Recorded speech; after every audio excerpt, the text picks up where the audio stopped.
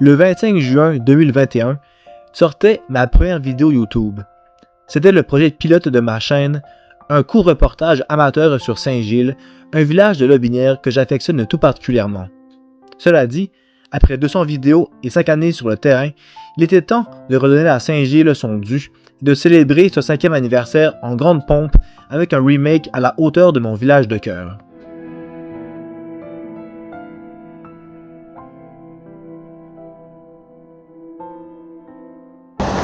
L'histoire de Saint-Gilles commence en 1738 lorsque la seigneurie de Saint-Gilles est concédée à Gilles Rageau. C'est une grande seigneurie qui englobait les municipalités de Saint-Gilles, mais aussi de Saint-Patrice, Saint-Narcisse, une partie de Saint-Agapi, ainsi que d'Osquet. En 1782, sous le régime britannique, Alexandre Fraser fait acquisition de la seigneurie. Il fait venir l'année suivante une quinzaine d'anciens mercenaires allemands qui étaient soldats dans l'armée auxiliaire britannique pour combattre les forces américaines indépendantistes. Dans les registres paroissiaux, leurs noms de famille ont été francisés.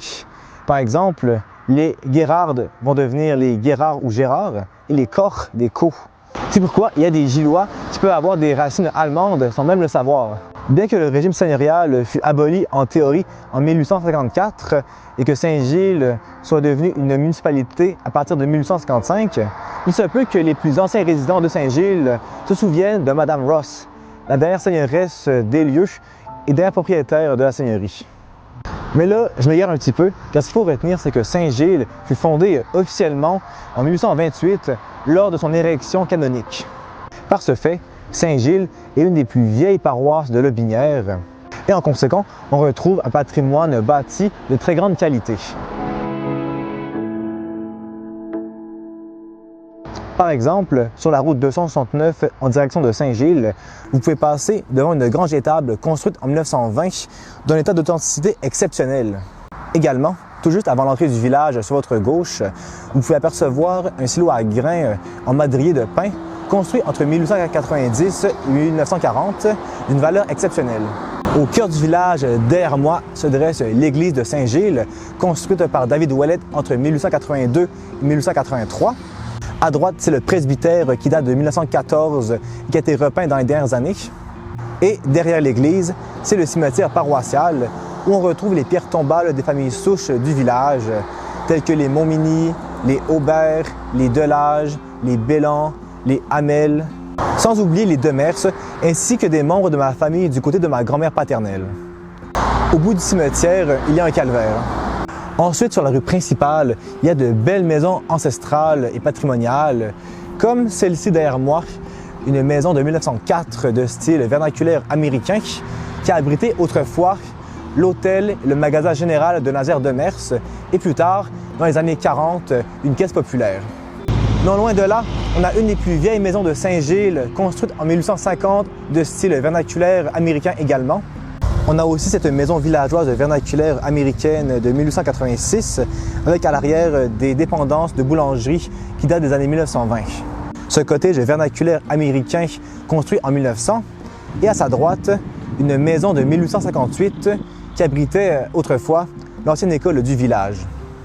Et en face de l'ancienne école, c'est un ancien magasin général de la famille Delage en service entre 1909 et 1940 de style Boomtown et Second Empire.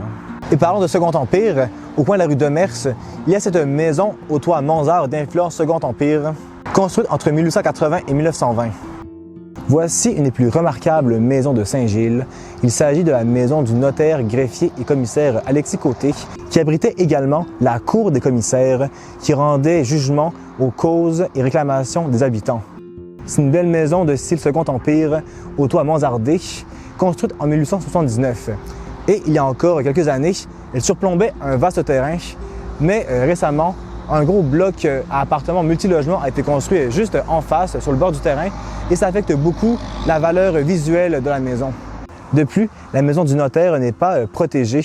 Il risquerait donc éventuellement peut-être la démolition si rien n'est fait. Et ça, c'est vraiment un des grands défis actuels de Saint-Gilles, car c'est un village qui, depuis la COVID, s'est beaucoup développé au niveau résidentiel, beaucoup de nouvelles maisons. Et on a donc ces nouvelles maisons qui veulent pousser comme des champignons, mais à la fois qui vont venir côtoyer et menacer un patrimoine vieux de plus de 100 ans. Finalement, voici la plus vieille maison de Saint-Gilles, construite en 1830. Cette maison néoclassique québécoise fut tout d'abord un relais à diligence, puis une chapelle et ensuite une maison privée. Il faut également savoir que la route 269, la rue principale de Saint-Gilles en fait, s'appelle historiquement le chemin Craig. Ce chemin fut tracé et ouvert en 1810 afin de relier Québec au canton de l'Est pour la colonisation et également pour les diligences afin de faire le trajet Québec-Boston. L'ouverture du chemin a aussi permis bien évidemment à la colonisation de Saint-Gilles qui débute réellement à partir de cette date-là. Bien qu'aujourd'hui il n'y ait plus de diligence ou de relais sur la route 269, à Saint-Gilles il y a d'autres types d'haltes. Si vous avez une petite fringale, alors arrêtez-vous au casse-croûte de la halte 269 qui offre des burgers, pizzas, poulet, frites et poutine bien sûr. Et si vous êtes à la recherche d'une bonne bière, alors arrêtez-vous à la microbrasserie Oxymore dans le secteur industriel. Je suis avec la copropriétaire de la microbrasserie Oxymore, Angèle. Salut Angèle. Bonjour. Alors, toi, tu es en bonne position pour me parler un peu de la microbrasserie Oxymore, me décrire un peu, c'est quoi votre brasserie, votre microbrasserie? En fait, nous, on est une microbrasserie du village de Saint-Gilles, donc on est très petit, on est local, notre projet c'était de faire une microbrasserie avec les ressources premières de la région, donc locale, les fruits, le miel, le sirop d'érable, donc on fait des petites quantités de bière, nos brasses c'est du 400 litres par brasse et on distribue principalement dans le Binière, c'est le but du projet, là, ouais. Il est né quand ce projet? Il est né il y a 6 ans dans mon sous-sol. Ça commence toujours dans un sous-sol. Ouais. Donc, on brassait dans mon sous-sol du tout grain. On a vraiment participé à des concours amateurs, professionnels, puis on a réussi à gagner des prix. On s'est rendu compte qu'on brassait bien, qu'on maîtrisait bien nos choses. Donc, on s'est dit, mais pourquoi pas? Et voilà, on s'est lancé dans ce projet.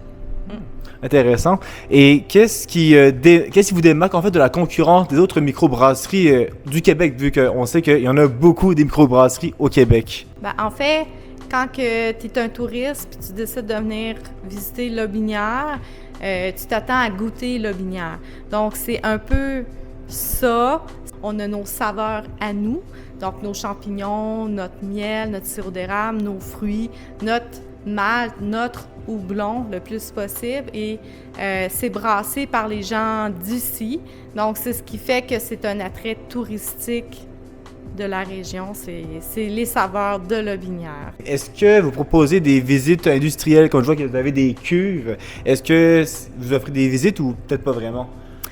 Visite, absolument, pour les passionnés de microbrasserie. C'est aussi une occasion pour ceux qui voudraient de venir brasser avec nous. Tu sais, il y a vraiment des tripeux qui sont intéressés à découvrir tous les détails de la brasse d'une bière, justement, de A à Z.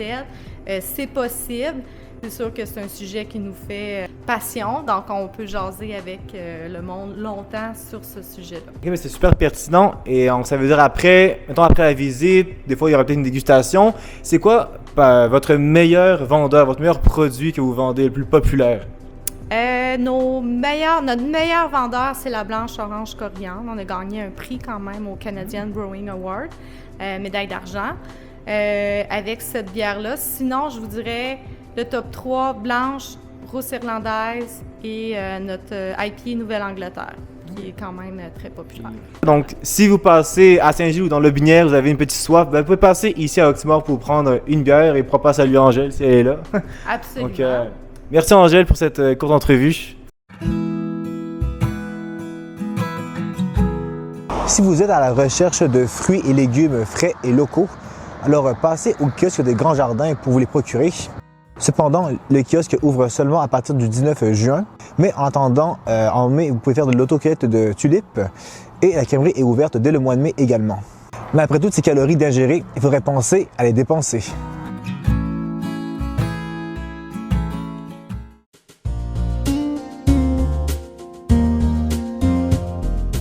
À Saint-Gilles, on retrouve un des plus beaux clubs de golf de la région, le club de golf de Lotbinière. Avec ses 3 parcours pour un total de 27 trous, on ne risque pas de s'ennuyer. Et c'est également un bon endroit pour accueillir une réception ou autre événement de la sorte. Alors, me voilà sur le champ de tir. Alors, j'ai déjà fait du golf il y a environ 2 ans à Saint-Jean-Ville-de-Joly. On va voir si je me suis amélioré entre-temps. Oui. Bon, c'est un début. Ah, ça fait un beau son. On a 50 mètres. Si aujourd'hui on atteint le 100 mètres, là, je vais être content. Là, À lever. Lever négativement.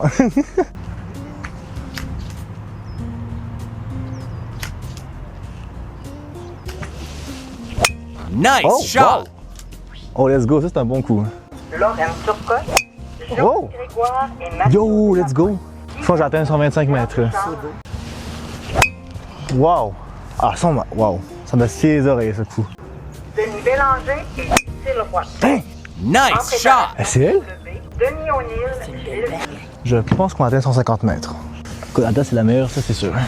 Bon, allez. La dernière et non la moindre. Bon, alors c'est que ça pour mon panier de balles de golf. Alors écoute, je pense qu'il y a une amélioration par rapport à il y a 2 ans. Et bon, on a quand même réussi. J'ai fait une belle balle qui atteint le 150 mètres, donc ça c'est quand même bien en soi. Et ouais, bah, j'imagine que ce sera encore mieux la prochaine fois.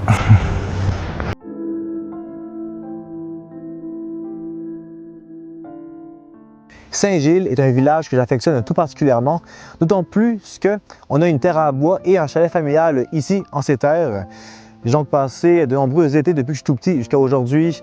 J'ai de très bons souvenirs et j'ai un lien assez fort avec ce village. Et ce n'est pas un hasard si ma chaîne a commencé dans cette municipalité il y a maintenant 5 ans. Avec le temps, j'ai réalisé à quel point Saint-Gilles est un des plus beaux villages de Lotbinière. Bon, je suis un petit peu chauvin là-dessus, je vous l'accorde, mais franchement, on a un patrimoine bâti exceptionnel, une histoire intéressante et des commerces qui donnent une certaine vie de village à la municipalité. Par exemple, tu croises du monde à l'épicerie, tu vois des personnes que tu connais à la crèmerie des Grands Jardins et parfois ça arrive de piquer une jasette sur le palier d'église après une messe. Bon, regardez pour ce dernier, plus vraiment, c'était le cas dans le temps il y a 50 ans, mais plus trop de nos jours.